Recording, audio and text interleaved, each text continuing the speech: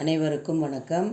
இன்றைக்கி சார் சொல்லி கொடுத்த இந்த சைனா ஃப்ளவர் வாஸ், அதாவது அப்படின்னு சொல்லக்கூடிய அந்த ஜுவல் பாக்ஸு, அதை இப்போ எப்படி செய்கிறதுன்னு நம்ம தெரிஞ்சுக்கலாம்.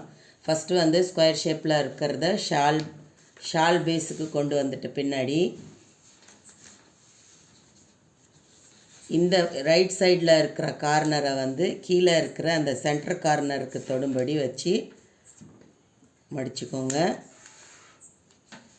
அண்ட் தென் அதே மாதிரி அதர் சைடும் பண்ணிக்கோங்க. லெஃப்ட் சைடில் இருக்கிற கார்னர் மிடில் கார்னருக்கு டச் பண்ணுற மாதிரி வச்சு மடிச்சுக்கோங்க. மடித்தா இந்த மாதிரி வரும். இதை இப்போது ஓப்பன் பண்ணிவிட்டு இந்த கார்னர் சைடில் இருக்கு இல்லையா, இதை ஓப்பன் பண்ணி இந்த மேல் மடிப்பு உள்ளே போகிற மாதிரி மடிக்கணும். அதுக்கு இந்த மடிப்பை கொஞ்சம் இப்படி அமுத்தி விட்டிங்கன்னா, இந்த மடிப்பையும் கொஞ்சம் அமுத்துனீங்கன்னா ஆட்டோமேட்டிக்காக இந்த பேஜ் கரெக்டாக வந்துடும். நமக்கு கொஞ்சம் பொறுமையாக செய்யுங்க. கீழே வச்சு சார் சொல்கிற மாதிரி கீழே வச்சு மடிங்க. அதே மாதிரி ஆப்போசிட் சைடும் உள்ளார இருக்கிற இந்த மடிப்பை மட்டும் கொஞ்சம் நமக்கு தேவையான அளவு அந்த மடிப்பை இப்படி நமக்கு எப்படி வேணுமோ அப்படி மடிச்சுக்கிட்டிங்கன்னா உங்களுக்கு ஈஸியாக மடிக்க வந்துடும். ரெண்டு பக்கமும் வச்சு பண்ணிங்கன்னா ஸ்கொயர் ஷேப் வந்துடும். இந்த பக்கம் உள்ளார ஒரு ஸ்கொயர், மேலே ஒரு ஸ்கொயர், பேக் சைடு ஒரு ஸ்கொயர், அதே மாதிரி இந்த பக்கமும் ஒரு ஸ்கொயர்.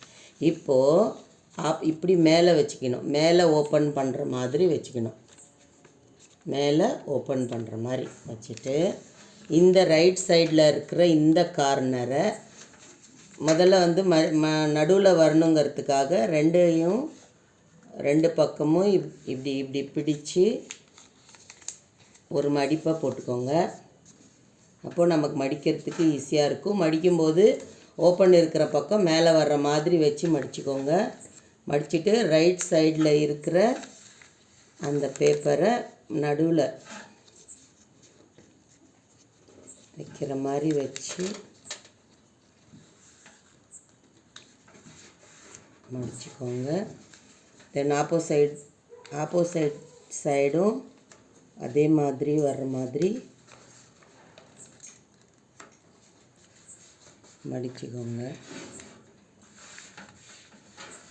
தென் அப்படியே பேக் சைடும் அதே மாதிரி மடிச்சுக்கோங்க.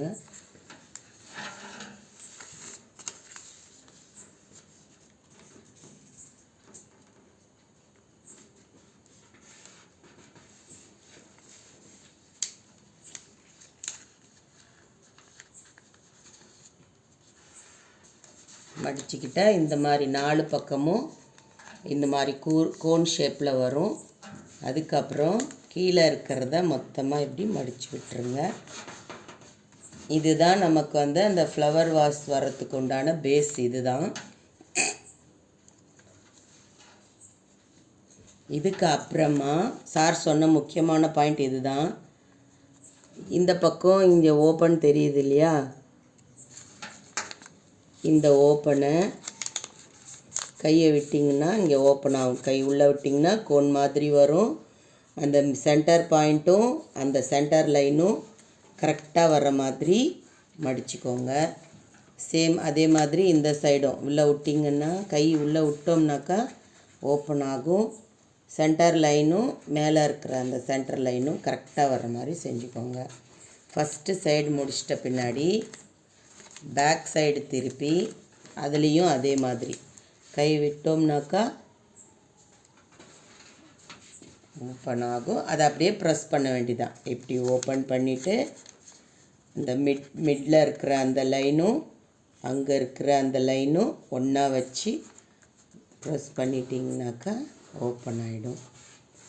இப்போது இந்த நின்றுக்கிட்டு இருக்கிற இந்த பேப்பரை உள்ளார பக்கமாக மடிக்கணும். மடிச்சிருங்க. அதே போல் இந்த சைடு நின்றுக்கிட்டு இருக்கிற இந்த பேப்பரை உள்ளார பக்கமாக அப்படியே திருப்பி மடித்து விட்டுருங்க. அதே மாதிரி பேக் சைடு இந்த பக்கம் இருக்கிற பேப்பரை பின்னாடி பக்கமாக மடித்து விட்டுருங்க. இதே மாதிரி இந்த பக்கம் இருக்கிற பேப்பரையும் உள்ளார பக்கமாக மடித்து விட்டுருங்க. மடித்து விட்டுட்ட பின்னாடி இந்த மேலே இருக்கிற இந்த பேப்பரை அதுக்கு எவ்வளோ தூரத்துக்கு மடிக்க முடியுமோ அவ்வளோ தூரத்துக்கு மடித்து விட்டுருங்க. அதே மாதிரி பேக் சைடும் மடித்து விட்டுருங்க. அப்புறமா இந்த சைடில் இருக்கிறத இப்படி ஓப்பன் பண்ணணும். அதே போல் இந்த பக்கம் இருக்கிறதையும் இப்படி ஓப்பன் பண்ணிவிட்டு அதே மாதிரி வச்சு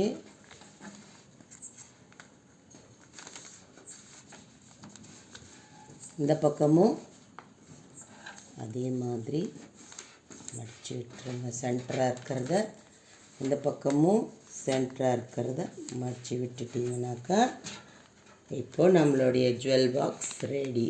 உள்ளார கையை விட்டு இந்த கீழே இருக்கிற இந்த மடிப்புகளை நமக்கு சரி செஞ்சோம், கரெக்டாக பண்ணோம் அப்படின்னாக்கா ஆட்டோமேட்டிக்காக நமக்கு பாக்ஸ் ரெடி ஆயிரும்.